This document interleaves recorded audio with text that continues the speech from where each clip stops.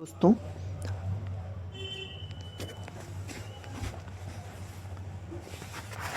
Hello दोस्तों। आज की क्लास में हम पढ़ने जा रहे हैं इट वर्सेस दिस। एक्चुअली ये बहुत ही इम्पॉर्टेंट टॉपिक भी है और बहुत ही प्रॉब्लमेटिक टॉपिक भी है। कई बार हमें ये समझ में नहीं आता है कि कहाँ पर हमें इट का यूज़ करना है और कहाँ पर दिस का यूज़ करना है। कई बार तो ऐसा होता है कि एक ही सेंटेंस में इट और दिस दोनों का यूज़ कर लेते हैं या इट की जगह पर दिस का यूज़ कर लेते हैं, बट हम ये समझ नहीं पाते कि इनका सेंस क्या आने वाला है, क्या मतलब निकलने वाला है। तो इसी कन्फ्यूज़न को आज दूर करने के लिए आज हम समझेंगे कि सेंटेंसेस में, ग्रामर में इट का यूज़ कहाँ पर करते हैं और दिस का यूज़ कहाँ पर करते हैं।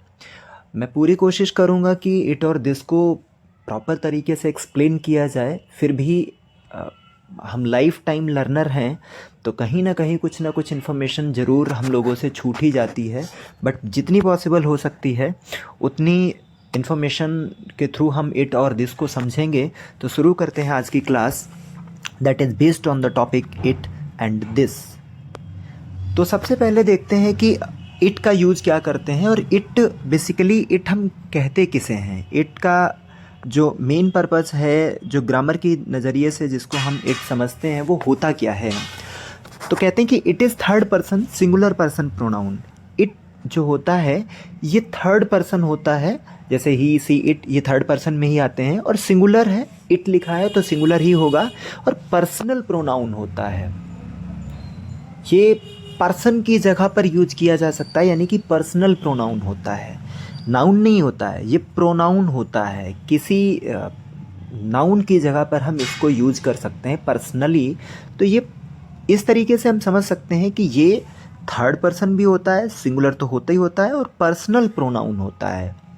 तो पहली इन्फॉर्मेशन तो ये है, ये ग्रामर के नज़रिए से बहुत इंपॉर्टेंट है कि इट जो होता है वो थर्ड पर्सन हम सब जानते हैं, सिंगुलर होता हम सब जानते हैं, और ये पर्सनल प्रोनाउन होता है, ये भी हम लोग जानते हैं, बट बाई चांस होता है कि दिमाग से निकल जाती हैं। It is use for lifeless object. अब रूल्स देखते हैं इसके कहाँ पर यूज़ करते हैं। कहते हैं it is used for lifeless, जितनी भी चीज़ें हैं जिनमें लाइफ नहीं है, लाइफलेस ऑब्जेक्ट्स हैं, उनमें यूज़ करते हैं। ये एक जनरल सा रूल होता है, जैसे पेन हो गया, टेबल हो गया, चेयर हो गया, एट्सेट्रा। जिनमें लाइफ नहीं है उनके साथ हम इट का यूज़ कर लेते हैं। दूसरा रूल ये होता है कि ये एनिमल्स के साथ में भी यूज़ किया जाता है। जैसे ही हैज़ अ कैट, उसके पास एक बिल्ली है, इट इज़ वेरी ब्यूटीफुल। तो कैट के लिए इट का हमने यूज कर लिया है, सब्जेक्टिव केस में इसका कर लिया, नॉमिनेटिव केस में इसका यूज़ किया है हमने। तो ये एनिमल्स के लिए इट का यूज़ हो गया। चौथा जो रूल्स आता है ये चिल्ड्रन के लिए, जो छोटे बच्चे होते हैं उनके लिए किया जाता है, बट बात ये होती है कि जब हम उसमें मेल और फीमेल को मेंशन नहीं करते हैं, उस सिचुएशन में हम इनके लिए इट का यूज कर लेते हैं, चाहे बच्चा लड़का हो या लड़की हो। ही सा अ चाइल्ड, उसने एक बच्चा देखा, इट वॉज प्लेइंग अलोन।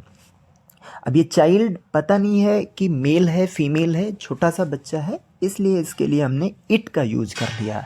जब मेल फीमेल का हमें पता नहीं होता उस समय हम बच्चे के लिए इट का यूज कर लेते हैं। नेक्स्ट रूल पर आगे जाते हैं, for giving the importance to any noun और प्रोनाउन। जब हम किसी नाउन या प्रोनाउन को इम्पोर्टेंस देना चाहते हैं तब भी हम इट का यूज़ करते हैं। जैसे for example, it was I who solve the problem. अब देखो इसमें इट जो है वो आई को इम्पोर्टेंस दे रहा है कि ये मैं ही था जिसने इस प्रॉब्लम को सॉल्व कर दिया, यानी इसमें उसने नाउन को पूरी तरीके से इम्पोर्टेंस देने की कोशिश की है, इसलिए इट का यूज़ कर लिया गया है आई के लिए। It was you who made it possible. अब इसमें देखो इट का यूज यू के लिए किया गया है। किस लिए किया गया? यू की इम्पोर्टेंस दिखाने के लिए कि तुम्हारे कारण ही ये सब पॉसिबल हो पाया। अगले रूल में देखते हैं, it is used as indefinite nominative subject. ये नॉमिनेटिव तो होता ही है जब हम इट को शुरू में यूज़ करते हैं, लेकिन ये इंडेफिनिट होता है जब हमें डूअर का पता नहीं चलता है कि कैसा है, इंडेफिनिट हो, तो उस केस में हम इट का यूज़ करते हैं। जो भी नेचुरल फिनोमेना होती हैं उन सब में जो डूअर होता है वो इंडेफिनिट होता है। जैसे इट स्नोज, इसमें हमें पता ही नहीं चल रहा है ना, इंडेफिनिट डूअर है। इट रेन्स, पानी बरसता है। इट थंडर्स, बिजली चमकती है, गड़कती है। बर्फ़ गिरती है। ऐसे सेंटेंसेस में जहाँ पर सब्जेक्ट इनडेफिनिट होता है वहाँ पर हम नॉमिनेटिव केस में इसका यूज़ करते हैं। फॉर, टाइम, सीज़न, वेदर, इनके लिए भी हम इट का यूज़ कर लेते हैं। जैसे टाइम बताने के लिए दिस इज़ 8 o'clock कभी नहीं बोलते हैं, ये गलत हो जाएगा। It is 8 o'clock, it is winter, it is stormy. कैसा वेदर है? स्टॉर्मी है। इट इज़ विंटर, सीज़न क्या है? विंटर है। टाइम क्या हुआ? It is 8 o'clock। तो टाइम, सीज़न और वेदर के लिए हम इट का यूज़ करते हैं। एक्सक्लेमेटरी सेंटेंसेस भी में भी जब हम देखते हैं तो what a beautiful night it is, ये देखो यहाँ पर इट का यूज़ किया गया है। ये सब्जेक्टिव केस में यूज़ किया गया है, क्योंकि सब्जेक्ट के बाद में वर्ब का यूज़ किया जाता है तो सब्जेक्टिव केस में यानी नॉमिनेटिव केस में यूज़ किया गया है। बट एक्सक्लेमेटरी सेंटेंस की खूबसूरत बात ये होती है कि ये सेंटेंस पूरा पलट जाता है। सब्जेक्ट बाद में आता है, इससे पहले जो चीज़ें होती हैं वो पहले आ जाती हैं। ऐसे ही दूसरे में देखते हैं what a large building it is, इसमें भी देखो इट का यूज़ किया गया है। तो एक्सक्लेमेटरी सेंटेंसेस में भी हम इट का यूज़ करते हैं। फिर इसके बाद में और इम्पॉर्टेंट चीज़ आ गई है यहाँ पर, जब हम किसी को आइडेंटिफाई कर रहे होते हैं तब हम इट का यूज़ करते हैं। जैसे it is my brother Ram. अब ये हम किसी से बात कर रहे हैं तो उसकी आइडेंटिफिकेशन के लिए हम बताते कि मेरा भाई राम है, जब हम आइडेंटिफाई कर रहे हों। ठीक है, ऐसे केसेस में हम this is my brother Ram नहीं कहेंगे, it is my brother Ram. अब it is use to emphasise, अभी हम यही सेंटेंस दूसरे सिनेरियो से भी पढ़ेंगे जिसमें this is my brother Ram लिखा होगा, उसका एक्सप्लेनेशन बताएंगे। It is use to emphasize the part of the sentence. It का यूज़ हम तब भी करते हैं जब एक सेंटेंस के पार्ट को एम्फेसाइज करते हैं। जैसे इट इज़ द मैन। अब इसमें इस पूरे सेंटेंस के इस पार्ट को हमने एम्फेसाइज किया है, उसकी ज़्यादा इंपॉर्टेंस दिखाई है कि ये वही आदमी है who has done the mistake, जिससे गलती हुई, जिसने गलती की है। इट इज़ इम्पॉर्टेंट, ये इम्पॉर्टेंट है क्या? To understand the problem, problem को समझना, यानी इसमें हमने इस चीज़ को इम्पॉर्टेंट दी है, ये एम्फेसाइज किया है इस पर। तो ऐसे सेंटेंसेस जिनमें पार्ट को एम्फेसाइज करते हैं उनकी भी शुरुआत हम इट से करते हैं। As object in the sentence, अब इट का यूज़ हम ऑब्जेक्ट के रूप में भी कर लेते हैं, क्योंकि ये प्रोनाउन होता है तो ऑब्जेक्टिव केस में आ ही सकता है, बिल्कुल आ सकता है सब्जेक्ट के साथ साथ में। जैसे smoking is dangerous, I don't like it. Smoking जो है डेंजरस है। अब इट का यूज जो है वो स्मोकिंग की जगह पर किया है, लेकिन किस केस में किया है? ऑब्जेक्टिव केस में किया गया है। ठीक है, तो ये सेंटेंस का ऑब्जेक्ट भी बन जाता है, ऑब्जेक्टिव केस में भी हम इसका यूज़ कर लेते हैं।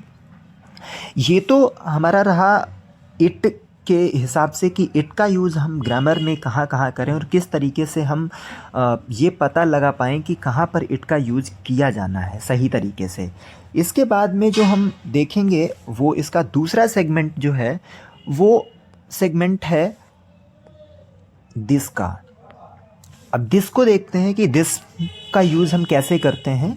पहली बात तो ग्रामर के नज़रिए से इसको समझने की कोशिश करेंगे कि दिस होता क्या है, ग्रामर में इसका क्या प्लेस है, क्या इम्पोर्टेंस है।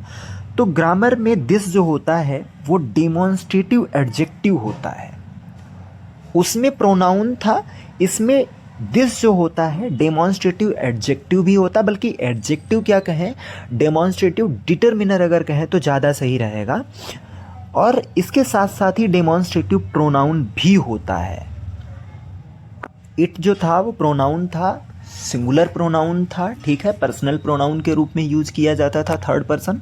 लेकिन दिस जो है वो डेमोन्स्ट्रेटिव एडजेक्टिव या जिसको हम डिटरमिनर कह सकते हैं, ज़्यादा सही रहेगा, और डेमोन्स्ट्रेटिव प्रोनाउन के रूप में यूज किया जाता है। अब इसको समझ लेते हैं कैसे।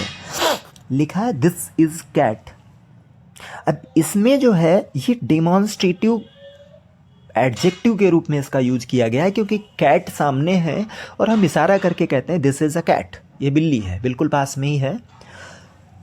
आगे जो दूसरा सेंटेंस लिखा है I don't like this cat. अब इसमें मैं इस बिल्ली को, बिल्ली अभी भी सामने है बट बिल्ली जो है वो कैट से पहले दिस लगा दिया गया है, यानी ये जो दिस वर्ड है यहाँ पर वो डेमोन्स्ट्रेटिव प्रोनाउन के रूप में यूज़ किया जा रहा है।